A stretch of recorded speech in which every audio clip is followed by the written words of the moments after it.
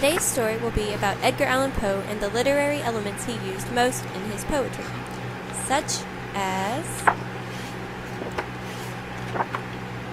alliteration, repetition,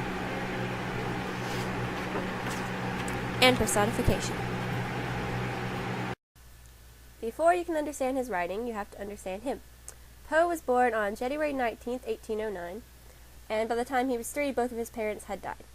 He was taken in by John Allan, a wealthy tobacco merchant, and this is where the Allan in his name comes from, even though they never legally adopted him.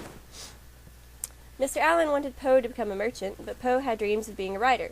By the time he was 13, he had enough poems to publish a book, but Mr. Allan didn't allow it.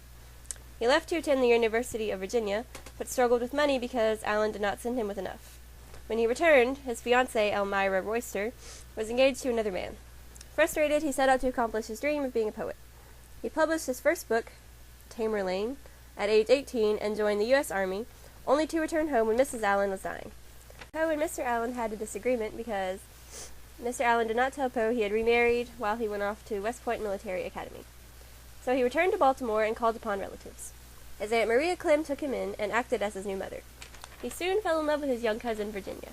He became a writer for the magazine Messenger and moved back to Richmond at age 27, where he married Virginia, who was 13.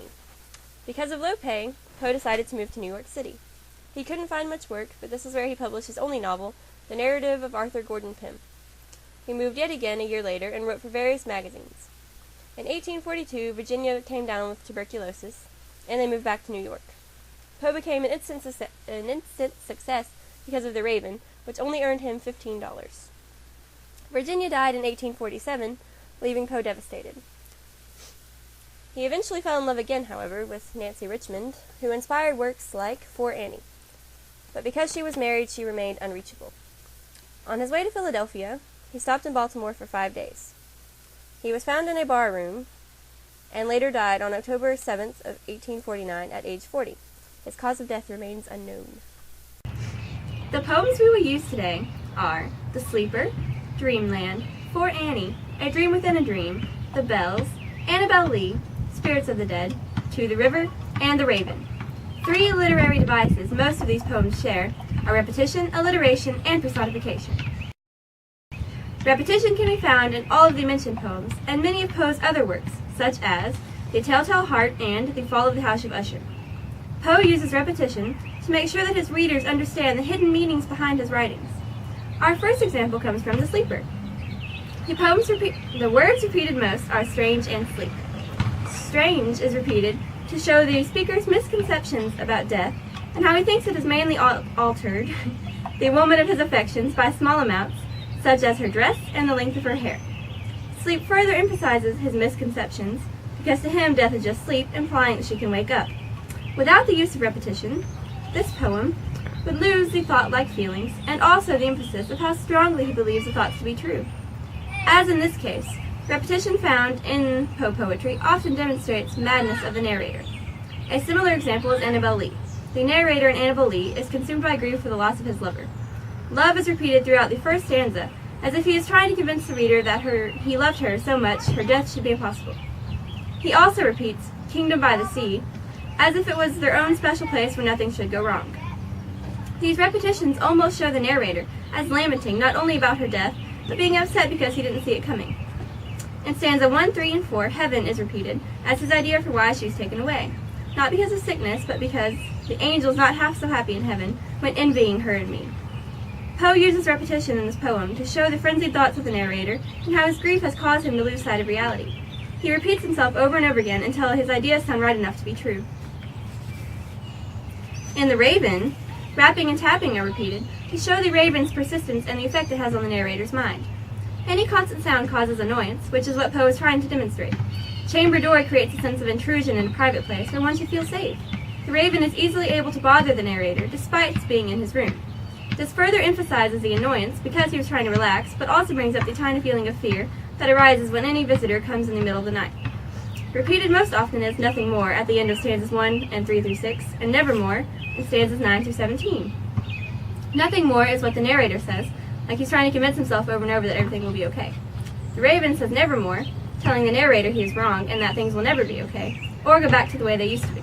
As Raven continues to say nevermore, the narrator becomes more angry and more frantic. As their conversation progresses, the narrator becomes more desperate, shown as he repeats himself in the last two lines of stanzas 9 through 17. Without the repetition in this poem, none of the emotions would be as profound. Rather than a desperate pleading with a raven, it would be a simple conversation between a man and a bird. While repetition is not the only literary device found in the Raven, it is also one of the most important. We will discuss the others later on. The last poem we will use in our discussion of repetition is the bells. The word bells is repeated 63 times in total throughout the entire poem. The repetition of bells is used to mimic the sounds of the bells and how constantly the speaker reflects what the bells actually mean. Once again, the repetition allows the reader further into the mind of the speaker, and most of the other words repeated in the poem are in sets of 3, such as time, time, time, and twinkle, twinkle, twinkle from stanza 1, and higher, higher, higher from stanza 3. As the stanzas progress, the word bells no longer takes on a happy connotation, and when it is repeated, it is like the sound of the bells is dreaded and causes the speaker mental pain or grief. Spirits of the Dead, alliteration of the S sound, can be found throughout the entire first stanza. S is a quiet whispering sound, and so when mixed with the thought of spirits, it sets up a creepier, eerie tone. In the third stanza, alliteration of the th can be found in line 19 with, now our thoughts thou shalt not banish. The change from the soft sound of the S to the harder th emphasizes the change in tone of the poem to a sense of danger and fear.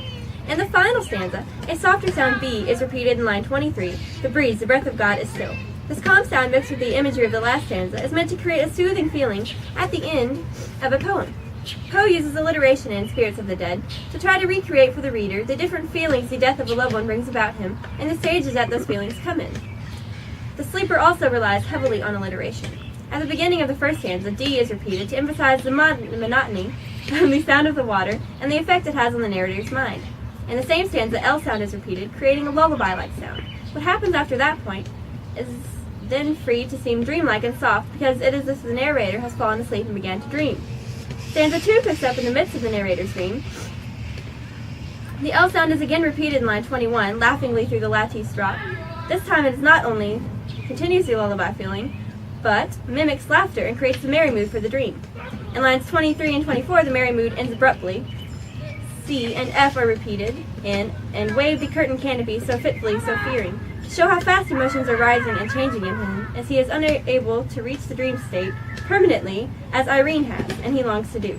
Alliteration does not appear again until the third stanza at line 38, Heaven have her in its sacred keep. The H mimics the sound of sighing. The narrator realizes that no matter how he longs, it is wrong to take her out of her dreaming where she is safe. The stanza differs directly from the rest of the poem. There is no dreamlike feeling or flow, only harsh reality. The narrator realizes that she is dead, not dreaming, and there's nothing he can do about it. An S sound appears throughout the stanza, and TH can be found in Thrilling to Think, Poor Child of Sin. This sets up an eerie feeling to emphasize the last line of, It was the dead who groaned within. The Raven uses mostly sound devices, so it also heavily relies on alliteration. The repetitions of W and N are short and consistent to emphasize the annoyance of the tapping on the door and how persistent it is. In the third stanza, much to the same effect, E is repeated throughout the entire stanza. There is also an S repetition, setting up the eeriness of the Raven's whispering. In stanza 5, the narrator wishes for dreams, instead of being stuck in the world they are in now. Line 26, doubting dreaming dreams no mortal ever dared to dream before, represents the narrator's thoughts. It also further demonstrates the annoyance of the tapping that is building to a point where the narrator is losing sanity. This becomes evident as the tension rises and his actions become more deliberate and fast. The repetition of F in line 37, Open here I flung the shutter, when with many a flirt and flutter, shows the intensity of his movements in comparison to the lightness of the Raven's movements. Flung creates a more harsh sound than flutter. The narrator becomes confused and frustrated as he tries to understand what is happening. Repetitions of bee and bird or beast above the sculptured bust above his chamber door mirror his confusion as the bees cause the sentence to sort of jumble. To mirror the actions of the bird, S and F are repeated in stanza 11 to further the eerie whispering sound and mirror the sounds made by the Raven's wings. The narrator's distaste towards the Raven are made evident in stanza 14. What this grim, ungainly, ghastly, gaunt, and ominous bird of yore. The deep G sounds found in these adjectives invoke negative feelings towards the Raven and make him seem evil. The bird keeps denying the narrator, who just keeps getting more and more frantic. The final use of alliteration, found in stanza 15, On this home by horror haunted, tell me truly, I implore, mimics how frantic his voice has become. Age creates a louder quality to the voice and also brings out the fact he's pleading with the bird. Poe uses alliteration to emphasize the tone and mood of his poems and try to make his readers feel what his characters feel, so that they can have a better understanding of them. Poe uses personification when he wants the world he is writing about to seem dreamlike or unreal. He also uses personification in his darker poems to compare harsh reality with the gentleness of dreaming. After realizing he uses this for these reasons, it's not surprising it can be found in dreamland. The narrator has arrived in an eerie place where the landscape is strange and sad. By giving the landscape feelings, the place seems more foreign and therefore more eerie.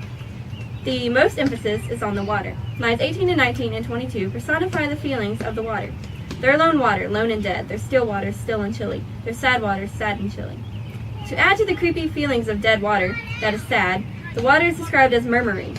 But as often with Poe poetry, feelings and thoughts are also portrayed in the form of spirits. This is the case not only for this poem, but a few others, such as Spirits of the Dead. The spirits in this poem represent the feelings of loss from loved ones. They start and sigh as they pass the wanderer by. Personification creates the entire mood and tone of this piece, adding the mystery to the foreign place that the narrator has arrived. Much to the same effect, Poe personifies the stars in Spirits of the Dead.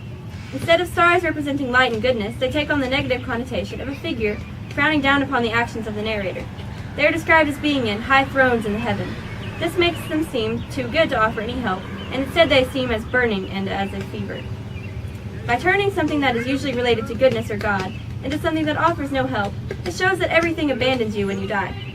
Personification can be used for more than just developing tone, like in the case of To the River. To the River is a conceit, which means an abstract idea is being compared to a concrete object. In this case, the river is being compared to the beauty of a woman's heart. He attributes the characteristics of the woman to the river, saying it is fair and glistens just as she does. By comparing the river to the woman, he is able to express himself more efficiently and convey his feelings. Much different from any of these examples, however, is Poe's most obvious use of personification, the raven. In the raven is able to rap and tap at the chamber door, and also to say nevermore. The raven stands for all the negative thoughts in the narrator's mind. By turning these thoughts into another person, the insanity that begins to take over the narrator is evident as he begins to become more desperate in his arguing. By this person being a raven, it is not only more eerie, but shows that it's all in his mind. Poe uses personification in 3 very effective ways to set the mood, establish mindset of characters, and make ideas more relatable.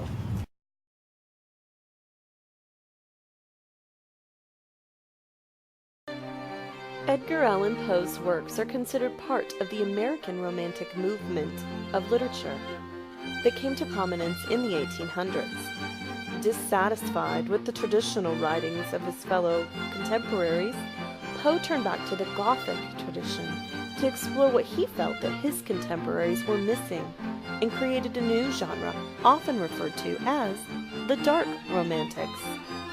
He often made fun of his contemporaries, calling them hacks, and ridiculed their writing as metaphor run, saying that they used obscurity for obscurity's sake, or mysticism for mysticism's sake. Some say that his criticism, however, was motivated by jealousy, due to the fact that he never realized financial success in his lifetime.